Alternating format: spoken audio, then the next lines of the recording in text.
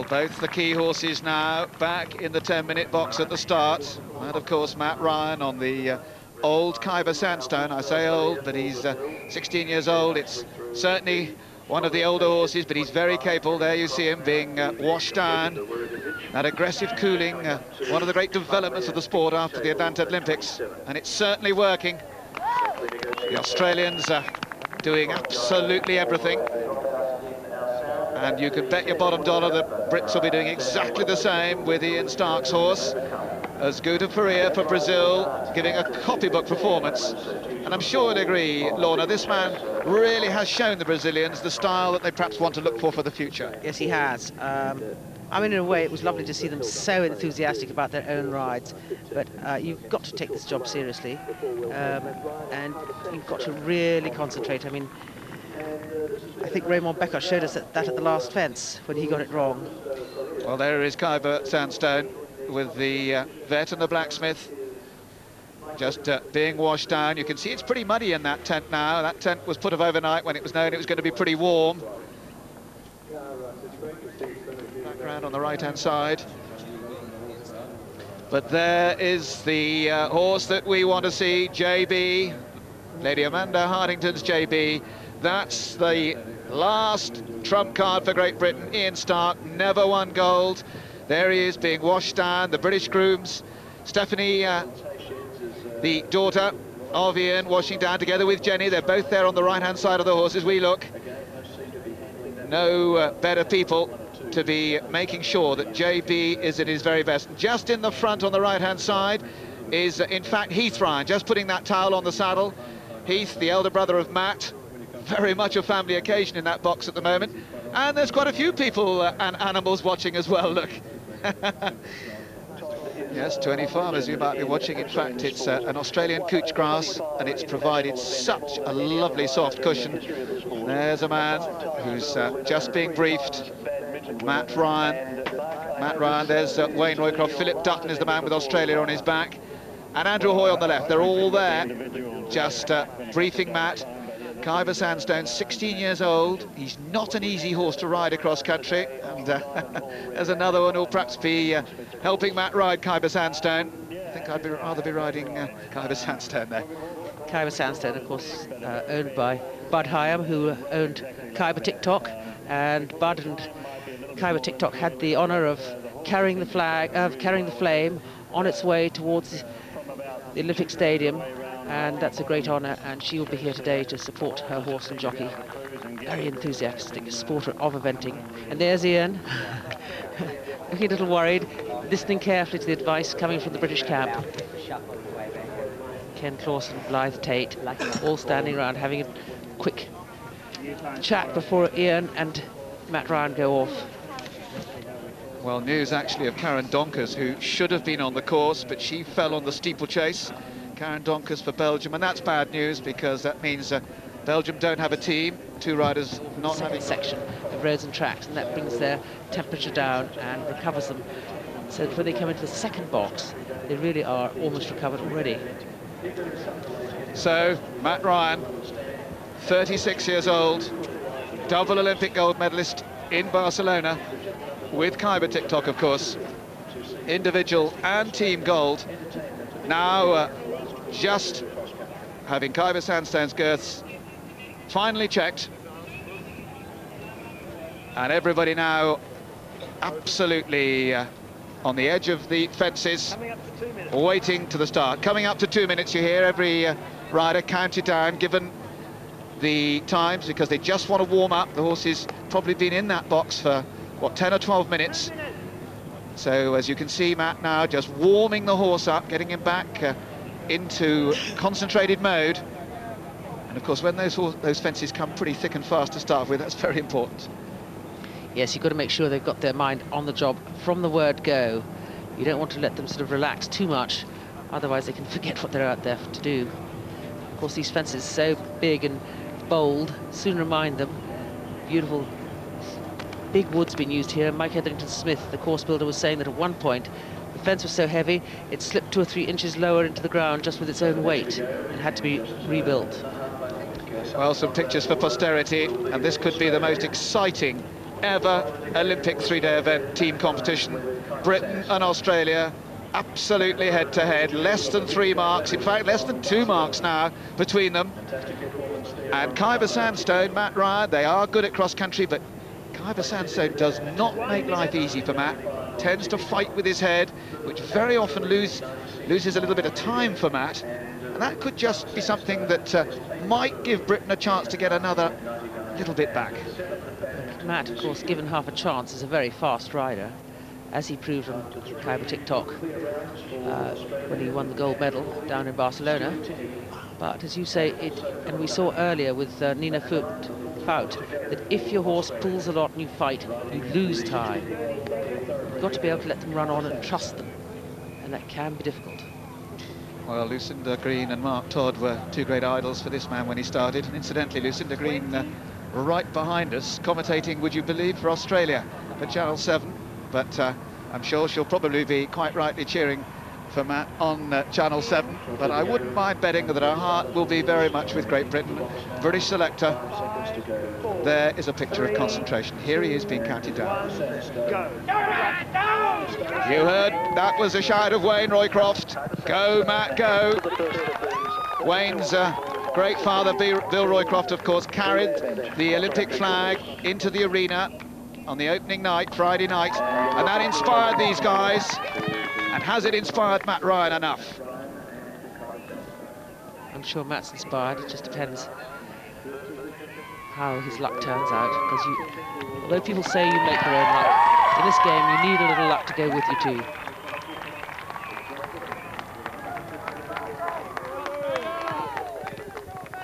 Making the most of the first few straightforward fences where there's no need to actually interfere with the horse in front of them.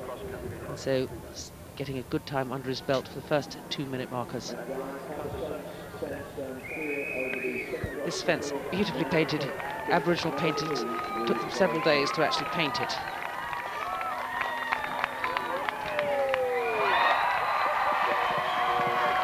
Quite amusing that the Aboriginal artists who signed the fence, and some of their names are Natalie Flanagan and Susan Grant, Dean Murphy. You feel there must be an Irish connection there somewhere. This is the first of the combination fences on the course.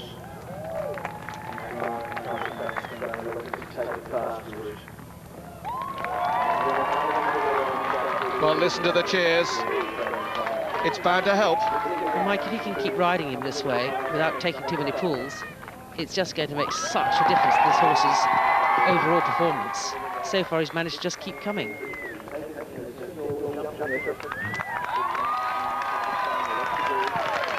Yes, I think probably it's so easy to sit and watch, but really one needs the lightest of touches so that you're not pulling back on the bridle of the horse on that bit, because if you pull back, the horse so often reacts. If you can have the lightest of touches, and then of course use your legs and your seat, keep the body in the right balance, because if you get out of balance then it only hinders the horse. That's what makes a really brilliant cross-country rider, and this man is in that league.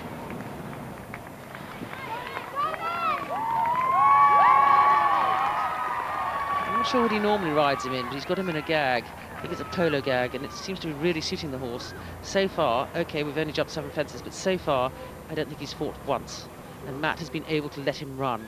If you can let a horse run and settle into his own natural pace, he then will stop fighting and will relax, and he'll start to look at his fences and back off them.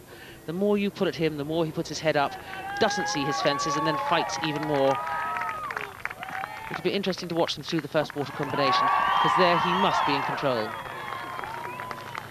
Well, of course, what Matt Ryan, there's Andrew Hoy watching on television.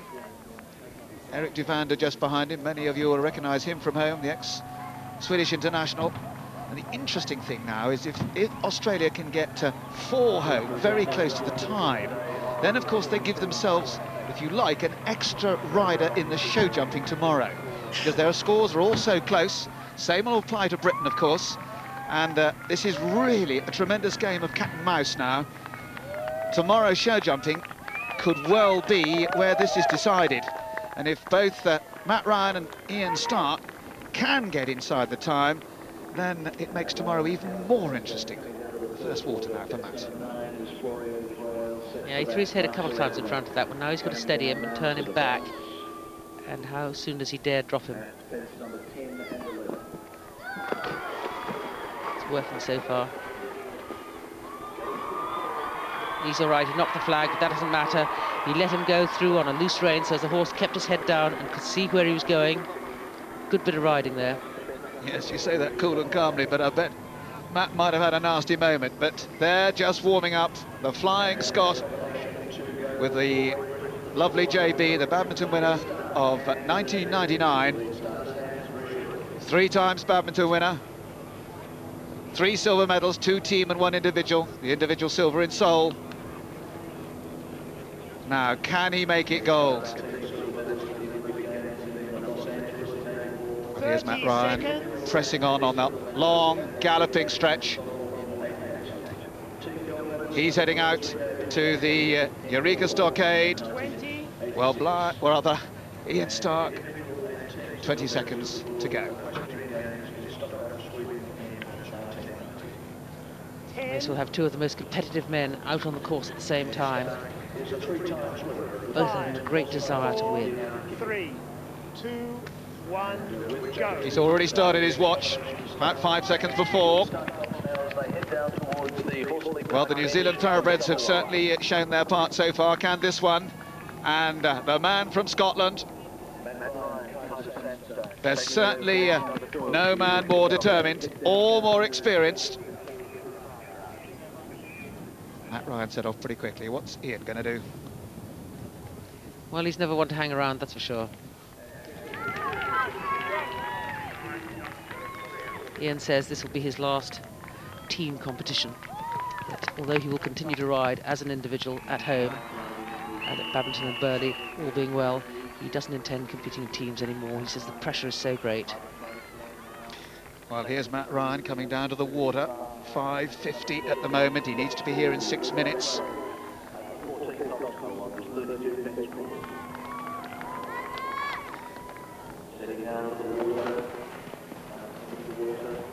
Matt's riding great skill with his hands. He's really letting go of this horse's head and letting him use himself, and it is paying off tremendously.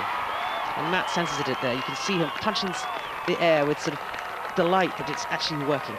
Well, he was 7 seconds over the target time. It's not a lot. He could make that up. Yeah, you see, he just checks him and then gradually watches, just gives the hand back to him, pushes him on so there's no interference in the rein, and the horse can jump in his own freestyle right back onto the ground.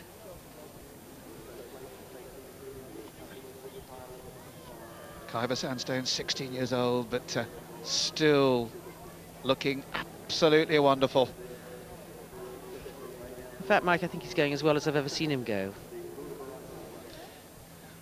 Jaybee, he's certainly not 16 years old, he's still a young horse. Scuttling along, he's not got the long stride of Rocky, Supreme Rock, but he certainly is quick across the ground. Ian's seen his stride very early there. Ian, oof. He committed himself very early there, Lorna. Yes, didn't look like the most comfortable of moments through that fence, but he did come in quick too, didn't he? Very quick. Most people have set them up a little bit more than that, but as we were saying earlier, it's a combination, and Ian will know his horse, and he knows which way he likes to jump, whether he likes to jump at speed or be brought back and set on a stride. Well, whatever he does, Ian always loves the thrill of it.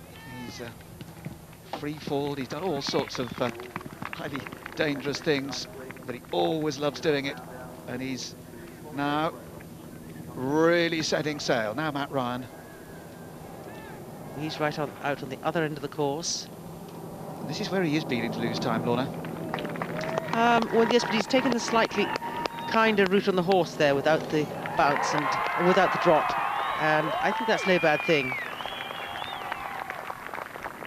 This horse can really make up a few seconds if he needs to.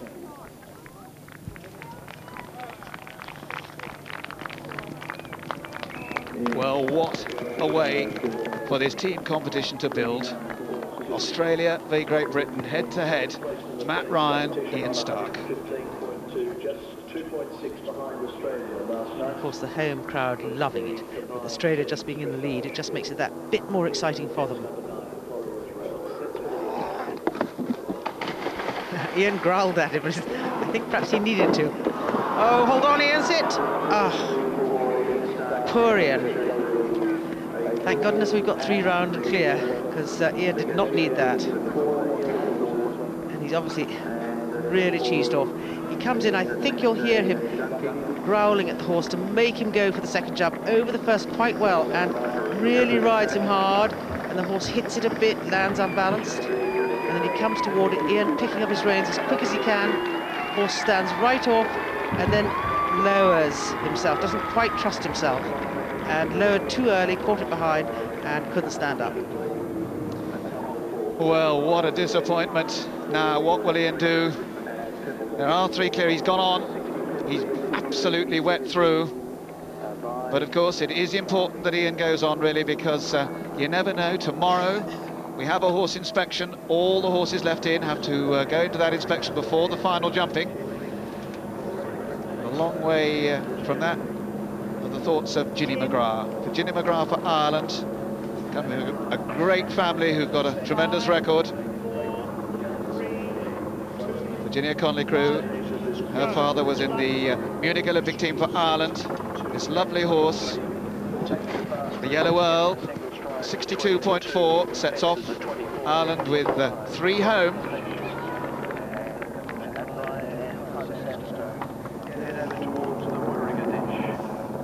So, Virginia McGrath over the first. Matt Ryan now right near the end of the course. He won't have heard of Ian Stark's news. He'll be pressing on, and it very definitely turns the tables in favour of the Australians. They've got a little bit up their sleeve now. Well, Ian Stark for Great Britain after having that tumble at going as well as I've ever seen him. C element at threw his head a couple of times there in front of that fence, but not in a serious fashion. Just brings him back for this drop. He doesn't want to launch over this. Horse realised it was coming and lowered himself, and Matt sensibly taking the slightly longer route round here. He's certainly got plenty of petrol left. He's really going for it. Remember, he was just 6 seconds down at our first check. And the interesting thing, of course, is Matt Ryan was the discard score after yesterday's dressage, so whatever he does, he'll be the discard score again, which means now that Britain will slip a few more marks, but not many, behind the Australians, now that Ian Stark has had that fall, because Ian Stark's 39.2 will very definitely be dropped now. It means that Jeanette Breakwell's score of 50 in the dressage will be counted, and so that means effectively Great Britain will go some 10 marks further behind Australia. We'll get all that confirmed soon, though.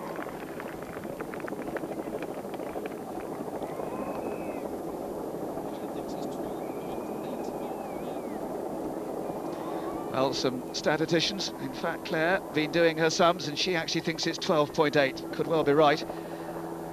And that doesn't put Britain out of the hunt by any means. Now, this is the second water. Yes, he's had problems at the first. Does the horse want to go? And he's sort of lying on the fence. No, he doesn't want to go. That's very unfortunate for Ian in his last team competition. So, Ian Stark, sadly, not able to quite come home. That's 80 jumping penalties he's got and puts him right out of the reckoning, but this man right in it. Look at his time. He's got 30 seconds just under now to get home. And Australia look to me to be going to have 3 riders inside the time, and one, of course, that was Philip Dutton, only just outside. 13.05, there it is in the bottom left-hand corner. It's going to be quite close. Will he get it? No, not quite. He gets 0.4 of a time penalty, but you're not going to argue with that. Great ride from Matt Ryan, the Olympic gold medalist of 1992, and he certainly put the Australians in the box seat for taking a 3rd team gold. That's been their dream, and it looks certainly, when we come to the end of this cross-country, if that dream may just be a little closer. And it looks to me, if Ian Stark may have retired. We just got that glimpse out in the country, but there is the team score for Australia, 114.2 for Australia.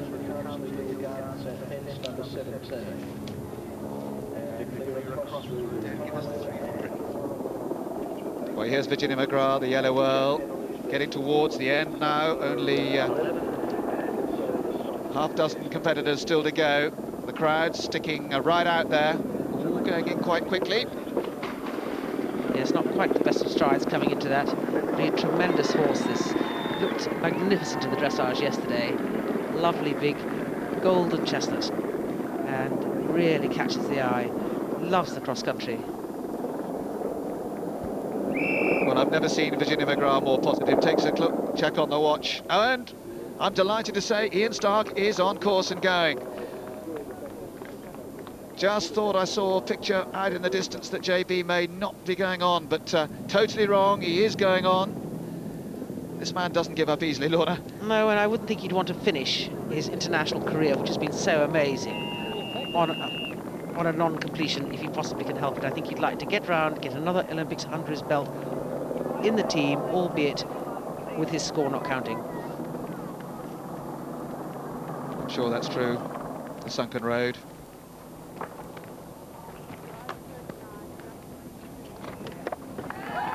Well, despite those disappointments in the water, he still looks to be jumping.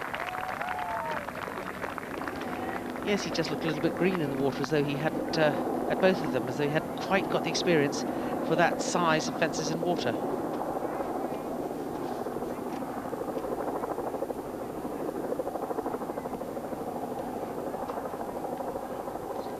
And brilliant through that line there. Jaybee never gave it a second look at all as he gallops past one of the fences that will be on the individual cross-country course in 2 days' time.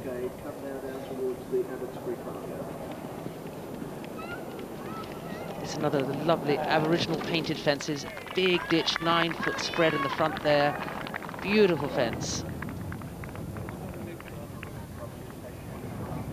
Ginny slightly fighting here with the yellow earl. They don't seem to be in total agreement about the speed at which they should go into the second water fence. But she came pretty quick into the first. She doesn't want to go too fast here.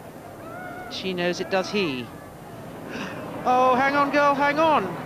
Oh, well, well sat. What a horse. Saw where he was going. Didn't lose a second in time there, just absolutely spun through that. What do you think about that, Mike? Good hunting sort. Oh, wonderful. Absolutely wonderful. Virginia McGrath did well to stay there. Just watch this again. Well, she comes in, she loses it altogether, but she picks back up. She's not really there to help him. He sees the fence, gets his eye on it, says, that's the way we're going, and over he goes, and she slips back into the plate and goes with him. Well, that's undoubtedly why the riders have picked that side, because if they'd have gone on the other side, they would have had to have turned, and the horse wouldn't necessarily have seen the way out. But Yellow Earl focused on exactly the way out and helped Virginia McGrath out. Ireland very definitely set to make up some places. They've had some good rounds. New Zealand at the moment looks set to go into bronze medal position, but Ireland closing.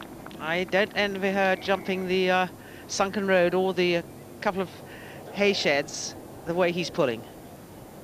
He's got the bit between his teeth and he's ready to fly.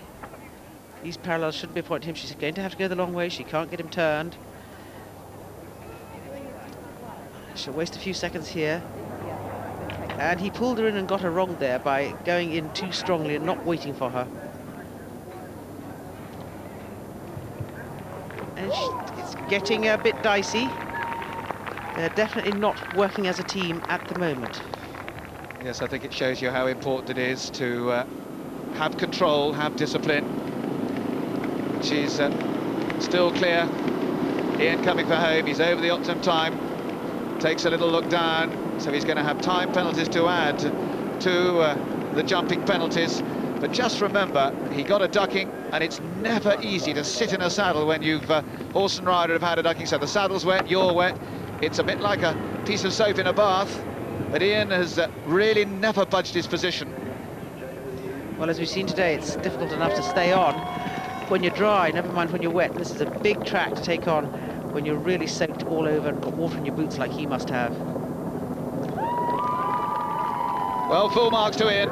He's buckled down, he's got home, and that's much better than not finishing. We've got 4 home, and of course, still tomorrow, that horse inspection and that final jumping. 136.4. Ian will be desperately disappointed. He wanted to be so much up with the rest, but never mind. He's there, Stephanie, quickly putting the halter on. And I think probably Ian's face tells all. Jenny just coming alongside him, consoling him, I saw, but not an easy situation. Well, Matt Ryan's with me now. Australia have had 4 riders go round. They've hardly had any time faults at all, so in a very strong position. And Kibah Sandstone, normally he can pull very hard. Well, he was. He's pulling my arms out around the roads and tracks. So I thought, God, how am I going to cope with the cross-country? But actually, by the time we got on the cross-country, he'd settled down a bit, taken the edge off him, and he was great to ride. He still fights me in front of the fences a little bit, but he and I have sort of learnt to cope with each other. And as long as I can soften the last stride in front of the fence, then he jumps beautifully. In actual fact, he's getting better and better. Australia are going to be in the lead going into the show jumping. Are you aware that no nation has ever won 3 team gold medals in a row? Yeah, we know that. Yeah, we know we're going to try and create history tomorrow and be the first nation to ever win 3 back-to-back gold team medals. Putting a lot of pressure on ourselves. We haven't done it yet. Great Britain is still only 11 points behind us at this stage, and that's only a couple of rails, and hell, you know, 2 rails can come down just like that. Anything can happen, but you've had a very good cross-country day. Thanks, Matt. Yeah, thank you. A rather disappointing start in the dressage. Mark Todd around, of course, 58.6. They want to drop NZ score, and then they want to include the clear inside the time of Blythe Tate and ready to... Make it 12 points. Well, it's been a very good cross-country day for Australia and good for 3 of Britain's riders, but sadly not so for Ian Stark. He's with me now. Very disappointing. Yeah, I didn't even know what to say. He felt really good. He was full of running. He was jumping well, jumping into the water. He seemed to try and put his feet on the back of the fence for some reason, and then he landed all right in the water, and I saw a good stride to the corner, rode to it, and he picked up, but instead of jumping at all, he seemed to try and land on top of it, and there wasn't enough of it to land on, and he just dived into the water on the other side. I thought for a split second he was going to recover, and next thing I knew I was right under. Just frustrating, you know.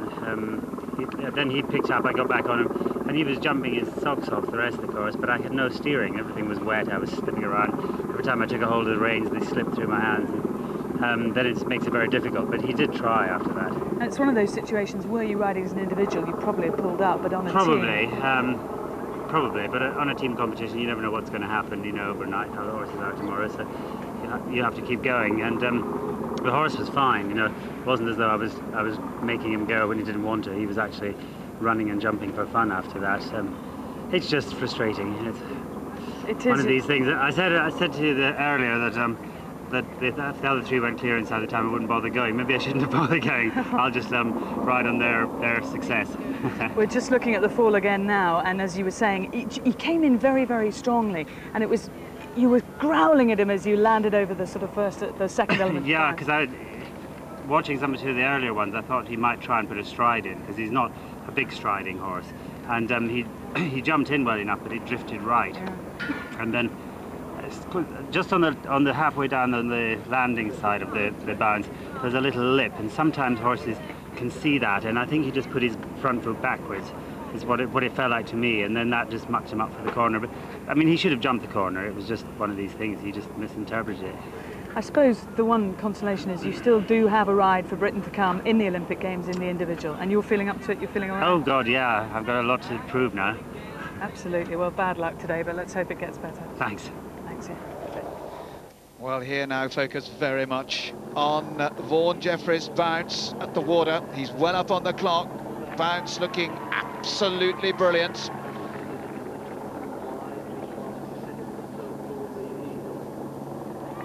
Right on the time of 6 minutes, so he's absolutely spot on at the moment. Australia 114.2, Britain on 127. Here's a replay of that water, and Vaughan Jeffries trying to get home clear to put New Zealand on 150.2, but he is going well, Lorna. Yes.